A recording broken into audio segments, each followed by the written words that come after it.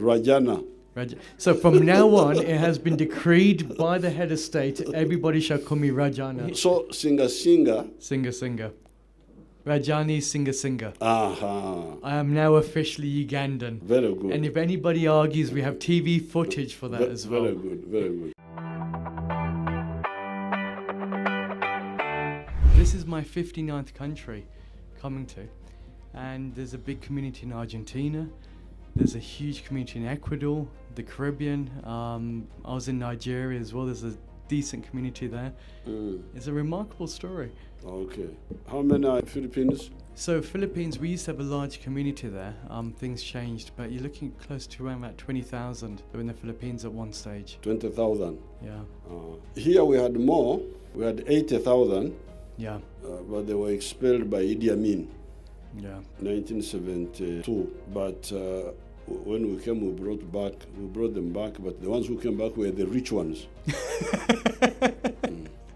It's do you mind if I be frank with you, Your Excellency? Yes. Yeah, I think, do you know the story of Uganda for us? Regardless of where you were in the world, if you're in the Caribbean, if you're in the islands in Philippines, or if you're in England, Idi Amin almost was the boogeyman for all of us. It was the first time in our collective history where you had somebody that was very visual in the way that he responded to people. And it sent shockwaves across. And it was one of the stories that inspired my own work. I'm not sure if you're familiar with the work that we do, but we built up a very large platform across the world, and it looks at the human experience behind identity in different markets. And because people of Indian origin, they have spread across, a lot of it was down to the British because of indentureship. We started to recognize that there's a big problem out there, because a lot of misconceptions were taking place in markets like Uganda, where people only knew one narrative. And the danger with one narrative is that it becomes a stereotype. And the danger of a stereotype that is often untrue. But if you don't challenge it, it's the only story that people remember. And so that's kind of what led us to do the work that we do. So we're pretty large. We teamed up with CNN recently. So you were inspired by the negative example of Uganda? No, I was inspired by the humanness of Uganda, because as much as we knew about the story of Idi Amin, you knew that there's a lot more happening there. The fact that you had yourself, the challenges that were taking place in the country, it was the people of Uganda that fought back. So Idi Amin was an example of the average Ugandan. He was an individual there. He was actually part of the colonial system. We know all about the colonial system. As a brief background, the reason for this series, it will go across CNN, it goes across India, it looks around the non-traditional partnerships as well. It's our eye on having a look at Uganda and where Uganda's heading to. I suppose the elephant in the room that we addressed so far, Your Excellency, was the story of Idi Amin and how it reshaped.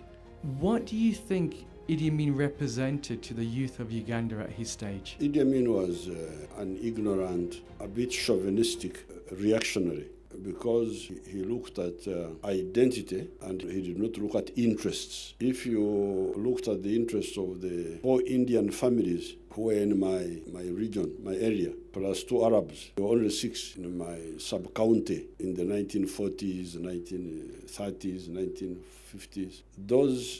This small island of Indians and Arabs were very symbiotic with us, because they were doing what we were not doing, and we were doing what they were not doing, and we were exchanging.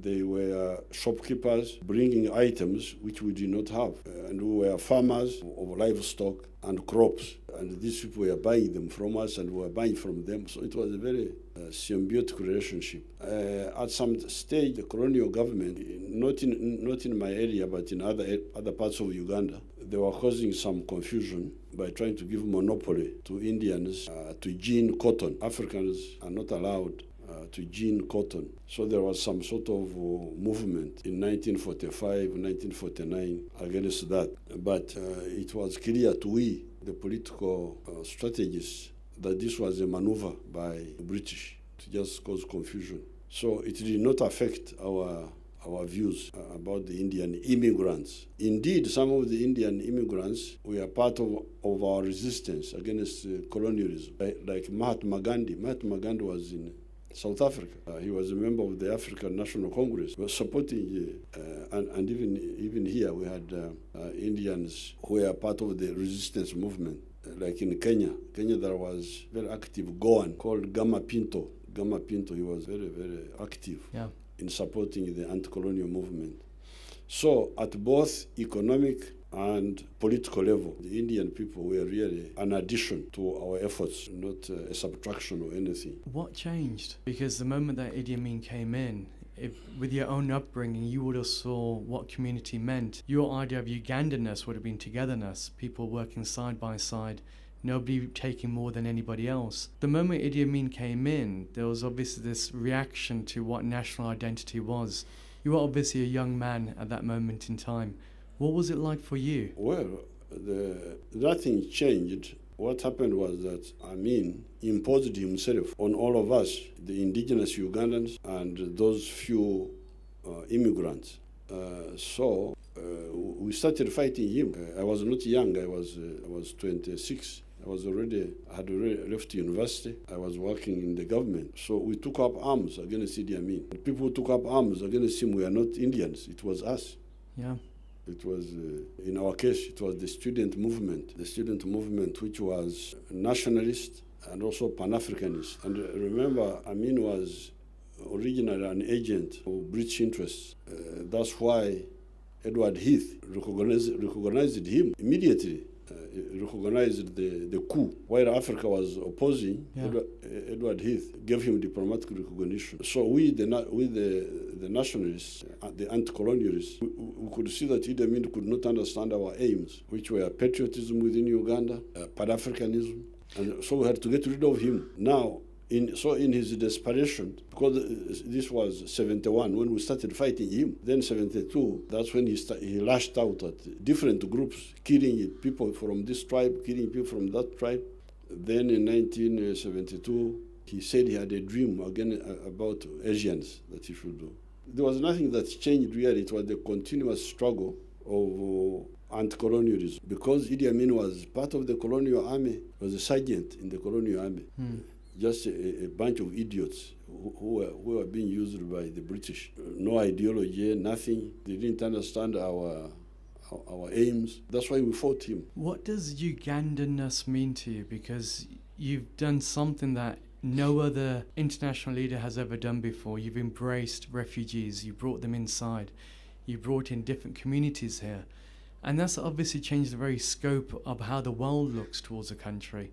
What does it mean to you to be Ugandan then? Well, Ugandanness has got essentially 2 layers or 3 layers. Layer number 1 are the indigenous tribes who are found here. And these indigenous tribes are not static. Even before colonialism, you would get waves of groups coming from the forest in Congo. They come and become part of the tribes of Uganda. You get groups from ancient Egypt through Ethiopia. They come and be part of Uganda. That's why you find that Uganda is, even before the coming of the Europeans, was already a confluence point for the groups in Africa. That's why you have here we have 2 groups, the Niger-Congo group, the Bantu, they have different linguistic, and then what we call the Nilo-Saharan, like the groups of Ethiopia and so on. You find them. So then so that's layer number 1 or layer number 2, because you have the originals, then you have the ones who come in from different parts of Africa. And then you have now the Indians who are brought here as indentured workers, as you were saying. So they become part of us. And then you have the investors, the rich people who come here because of business. They are all adding to the Ugandanness you're talking about. I should have TM'd Ugandanness, shouldn't I? It's the idea makes sense because you've got this country that people from across the globe are coming to, but there's obviously big misconceptions there as well. With yourself here, I can see, how are you keeping the economy stable? And how do we ensure that we don't see another rise of the likes of Idi Amin coming into a society like here? No, we clarify. You see, the economists helped us to understand this. They talk of GDP and GNP. Gross domestic product means production on our land by everybody who comes and puts his money here.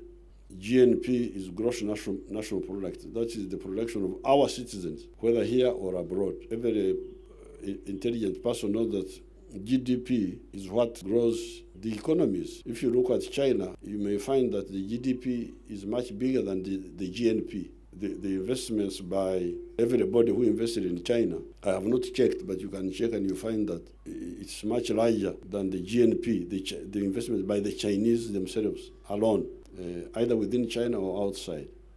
So countries which have that broadness prosper, and the ones which try to be narrow, like Nazi Germany, they collapse.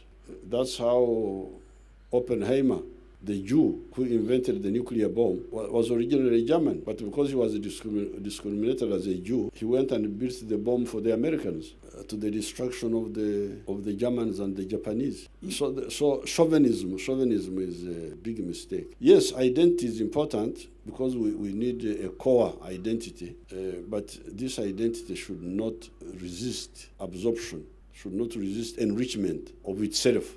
I suppose on that note of enrichment, one thing that you did that was of particular interest around the world was at the time that you had come in, you made a concerted effort to go out there to the communities and re-invite them back into Uganda, the modern day Ugandanness as such. And you brought in economic policies to demonstrate that. So it wasn't just words, but you backed it with action. We give back it's just ignorance and laziness. Because these Indians had 4,000 literal miserable properties, small shops, a few factories. These are the ones Idi Amin was taking over. Our question to Idi Amin, why do you care about these 4,000 miserable literal properties of India? Why don't you create your own properties? Why do you envy? Why do you envy these? So we give back all these literal miserable properties to the Indians. You Indians, you come back and take all your literal properties. Some came, some did not come. But if you look at Kampala and Entebbe now, alone, you have got more than 1 million properties owned by mainly Ugandan, what they call Ugandan, the indigenous, the African. So why do you bother with these literal properties? You go and have your own. Uganda, Africa is a continent of underdeveloped opportunities. Why do you envy this opportunity which is here now, and when there are plenty more untapped?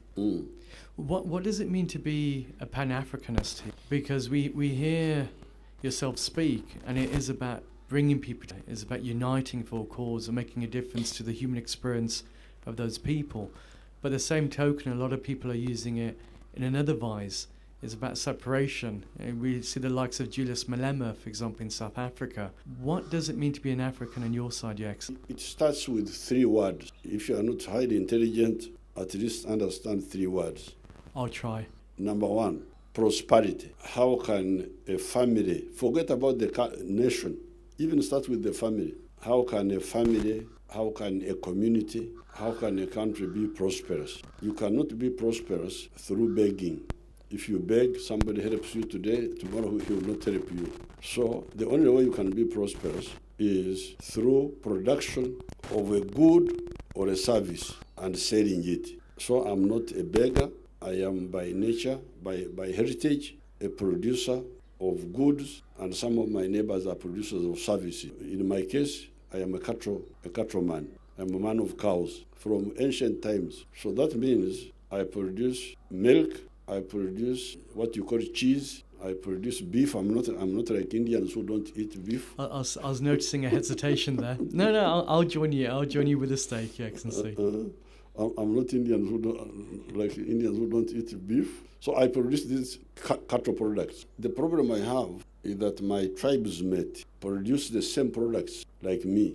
They also have cows. I have cows, they have cows. They have bananas, I also have bananas. Because we produce cows and bananas mainly. So they can't buy from me, I cannot buy from them. So the people who buy my milk and my beef and are these fat men of Kampala, like this fat one here. You need to go on a diet now. They're the ones who buy my milk, who buy my beef, who buy my bananas. That's how I become prosperous. So when you hear that Museveni has built a good house, or he has got a good car, or he's sending his children, his grandchildren to good schools, it is because of that fat man there. He's the one who buys my product, and I get money, and I solve my problems. So that's why I love Uganda more. I care about my tribe, but I love Uganda most because it's Uganda that can help me, it can help support my prosperity. So that is layer number one. That's why I cannot accept any form of sectarianism, of tribe, of religion, because it goes against my interests, against my prosperity. There's no way my family, there's no way my area, because remember, even my neighbors also have the same issue like me, same product. So we need Uganda for our prosperity. My tribal area. When we wake up and start producing more and more, we find that Uganda is not enough. Uganda is not big enough market to absorb our products, to sustainably support our prosperity. That's why we need Africa. Whether we like it or not, we need it for our prosperity. So this is what number one. If you are talking about prosperity, you need Uganda. That's why we say patriotism. You must love Uganda. Patriotism, fatherland. But patriotism is not enough. You need Pan-African. You need it. But secondly, so here the word to answer to help the not so clever people is to tell them that there is no way you can be prosperous if you do not maximize unity within the group which you are lucky to have. If you happen to have a group like India, like what, this is a good opportunity for you.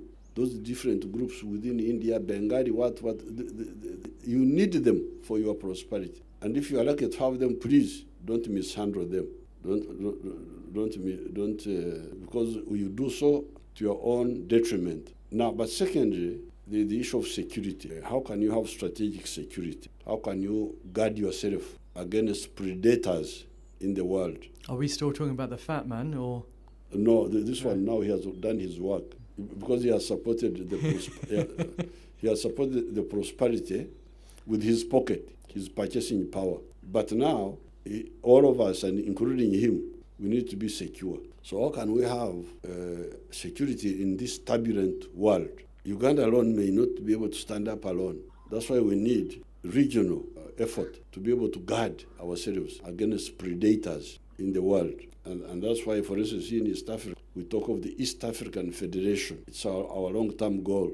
We've been our elders were pursuing it, and we're also pursuing it. Because East Africa united politically, apart from economic integration, because the fat man and the other fat men in Kenya and other places, we capture them through economic integration, the common market of East Africa, the common market of Africa. But that is on the side of the economy. How about the side of security? You need an arrangement where you aggregate your strength and we are able to defend ourselves. And that's why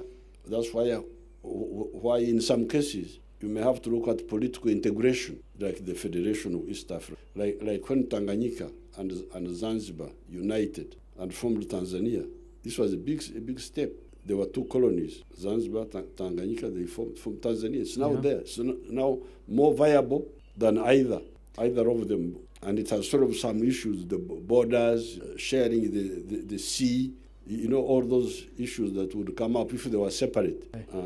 So therefore, that's our second aim, strategic security. That's why we talk of Pan-Africanism, to deal with the strategic security. But then finally, and we say, by the way, we are lucky. We in Africa, we are 1.5 billion now, and our continent is so huge. It is 12 times the size of India. So you can put India in Africa 12 times, and all the Indians will fit there.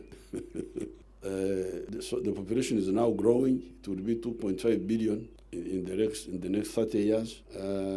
And fortunately, there are really essentially four groups. They are what we call the Niger Congo, the ones I told you, the Bantus here, all the way to South Africa, and then the West African group called Kwa, Southern West Africa. These are called the Niger Congo. They are dialects which are linked, which are from the same root. Then you have the Nilo-Saharan, the ones I told you about, like the Somalis, like the Southern Ethiopians, Oromo, like the ancient Egyptians. Those are part of the Nilo-Saharan, and some groups in northern Uganda. And then you have the Afro-Asiatic. These are the Arabs and some groups in northern Ethiopia, Amhara, Tigray. Those are Semitic, really, Semitic people. And then finally, you have a small group in South Africa called the Khoisan. Yeah. They are called Bushmen. So these 1.5 billion people are divided into just those 4 groups, which are similar or linked. And we are lucky, we also have to have a de-tribalized dialect called Swahili, which links us, which we can all use. We use it in East Africa here and in Central Africa. So we have 2 challenges to survive. Number 1, prosperity. Number 2, strategic security. But fortunately, we have fraternity of either similarity or linkage. So we say, why don't we use this to deal with the other 2, to support our prosperity, support our strategic security. That's what Pan-Africanism means. It means to deal with the prosperity of the African people, to deal with their strategic security, taking advantage of the similarities and linkages among the African people. Was there a moment in your life, because the way that you think is very inclusive and it's very evident, every answer that you've given is about unity, bringing people together, having a look at how we can benefit one another. But unity around some similarity, because this is the problem they have, like in Europe. When they try to form the European Union, then you have Romanians, then you have Germans, then you have English, all insisting on their identity. You run into problems. That's how they... So you must have... For us, we are lucky, because first of all, the groups linked, but we are lucky to also have Swahili, a language which is not contested, a language which doesn't belong to anybody. Saying it's a common denominator amongst people. Yes. That you can connect in. Have you... Because like in India, you used to have those problems of language. You remember the issue of Hindi. It's slightly before my time, Your Excellency, but... Against, I think the other ones of southern India and so on, Kerala yeah. and Tamil, and there was some tension. But here we don't have that problem because of Swahili. Because Swahili is a dialect that came from all these dialects. But I think you're being very humble, though, in all honesty, because it's your mindset that has allowed you to have a look at the world as it is rather than how you are. But that mindset has to be cultivated. Was there, when you look back at your younger self, was there a particular moment that you saw this idea of Uganda as this affiliation of people connecting together becoming more and more important? No, I think from the beginning, I really had no problem, because, you see, the problem, people bring frictions among people are the parasites, those who are divorced from production. Because I was from a producing family, I was a cattle keeper, and would take our cows to the market. And who would buy our cows? It would not be people from the neighborhood, because the market was not organized in the neighborhood. Each one was self-sufficient. Yeah. Nobody was buying from anybody else. People who were buying our cows were from Kampala, from another tribe. They were the ones buying our cows. And at some stage, we had some whites.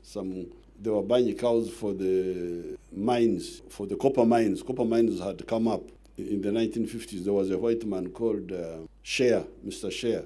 So, from the beginning, I could see my prosperity was linked with not my tribe, but with these other people. In some cases, identity can become an issue when it is mishandled, like in South Africa, when they were saying African can't vote, or like in the U.S., where they discriminate black people. But that's temporary. It shouldn't be such a... Once it is addressed, then you go to the deeper interests, because that's just another form of opportunism. Opportunists are the ones who use those, African blacks. But once you shut them up, you should go to the core. Absolutely. Core interests of the people, which are prosperity and security. What do you define as a prosperous nation or as a prosperous community? Should have enough food, and what I don't grow myself, I buy. So that means I need money. I need enough money to buy whatever I want to buy. I should have a good house so that I am protected from the weather. I should have medical care, treatment. I should have some easy way of moving, of locomotion. There are items you can 1, 2, 3, which make your life easier and enjoyable. You must have been asked many questions from around the world. What's the one question you wish people would ask you? No, me I answer any question that they ask me. But is there something that you feel that there's a big misconception that people have? Because when I'm sitting in front of you, Your Excellency, alongside the fat man on my right-hand side, I find something that's very incredibly human, the way that you come across. The way that you speak, it is about cohesion. And I understand that there's an economic model there, that you're saying, well, it's about also protecting one's assets. You should be trading with people. You should be finding ways of causes of similarities. But I find the story of Uganda as almost an epicenter of a story for what the world can learn from this country, is the fact that you've been able to bring people together. And I know that the economics are there, but you've been able to actually get people together as a society. What has been the secret to your success? Well, I think really the biggest problem in the world is chauvinism. The chauvinists are a bunch of idiots, and they waste everybody's time. You know, when you say white, what do they call them? White extremists or something like that. I see them in the US. But who cares about those whites? If they come here, I just tell them to go to hell, because I don't need to be white. I don't need to. So wasting everybody's time. And that's how we had problems even with Muslims. Some of our Muslims, they picked some bad habits from the Middle East. Wahhabism, yeah. Yes, and they came here and said, Islamism, what? And I also talked to the president of Sudan, Bashir, because in Sudan also they had that movement of Islamic, they call them fundamentalists. So I told Bashir and these stupid boys who were talking nonsense, I said, you fellows, you know, they call pig haram. Have you heard that word? I have. Haram, that haram is, I don't know what it means, whether it means unclean or something. So I told them, you fellows, I told Bashir, do you know that I have got a longer list of haram than you? He didn't know. So what do you mean? I said, in my tribe, I don't eat fish because fish is haram. In my tribe, I can't eat fish. I've never eaten fish. I don't eat chicken because I believe that if you eat chicken, you will be unstable. How can you eat a bird? You've just put KFC out of business now. You do realise that. It's how can you eat if you eat a bird, you will be unstable. I don't eat pigs for sure. I don't eat pigs. In the cattle tribes of Africa, the cattle tribes, they don't eat those things. I don't eat goat. I don't eat mutton. So I said my list of haram is much longer than yours. But the difference with African tribes, like for instance, for me, I'm from the savannah land. I'm not from the lake, Victoria Lake. But some of our tribes are from near the lake. So for them, they eat fish. They eat chicken. Now, the richness of the African culture is that you would have no prejudice against anybody. We would keep chicken for religious ceremony purposes, because we believed like the ancient Egyptians, ancient Romans, where you would slaughter the chicken and you look at the intestines, how they are arranged, then you know what God is planning. Can we bring a chicken here? we can try it. I think they call it divination, to divine. So we are keeping chicken for that, for religious. But our Kampala people, the people from the lake here, for them they would eat. So when this man comes, your friend from the lake, he comes, he says, you man, take that chicken and eat it. You give it to him. So our African tribes had a culture of live and let live. You are a bit different, but respect one another and cooperate. For instance, the people from Kampala would bring textiles from the coast. You buy the textiles. We had also indigenous textiles called back cloth. You buy those. So you cooperate where your interests coincide. Where you have difference, you let everybody do as he. So we were able to tell these Islamic extremists, don't waste our time. If somebody has eaten a pig, it has not caused him indigestion, leave him alone. You mind your own stomach. Don't. Yeah. So really we had no time. We just crushed them. And we went to Somalia, because in Somalia there was that nonsense there. So that we were kafiris. that were kafiris. Kafiris. I don't know what it means, non-believers, because they had imported that nonsense from the Middle East. So we told them that Africa is our land. You go. If we are kafiris, you go to your Arabs.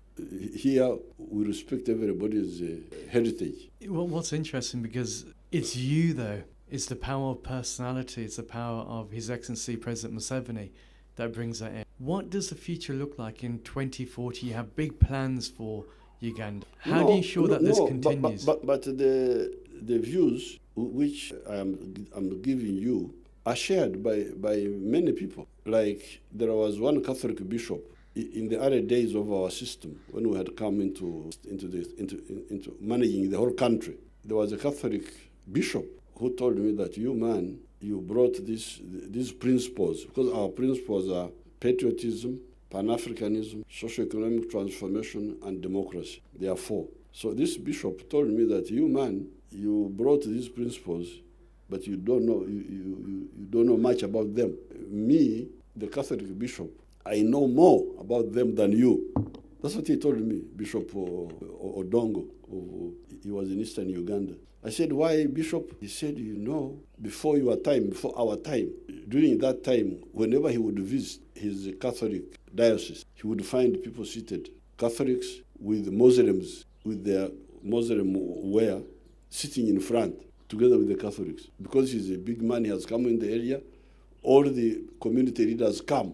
And Odongo told me he had never seen this in his life. And he was like in his late 70s. He said, I had never seen this. To see a Muslim sitting in front of the congregation of Catholics. So you can see that people have seen the advantage.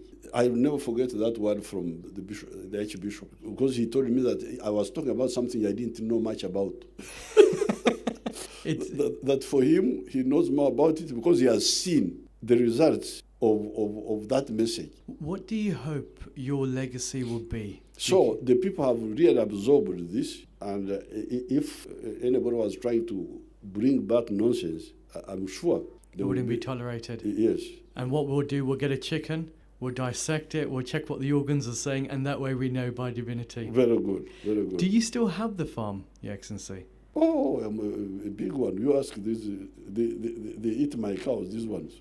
We're pointing at you. It's the big eater, this one, you can see. It's been an absolute honor and a real privilege to be a friend of So you're an Indian of where?